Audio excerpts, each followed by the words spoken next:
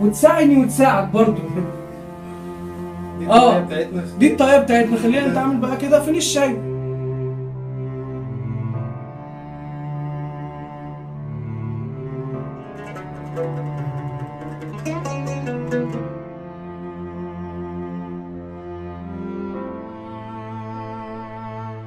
انا لما انتحر باذيك في حاجه؟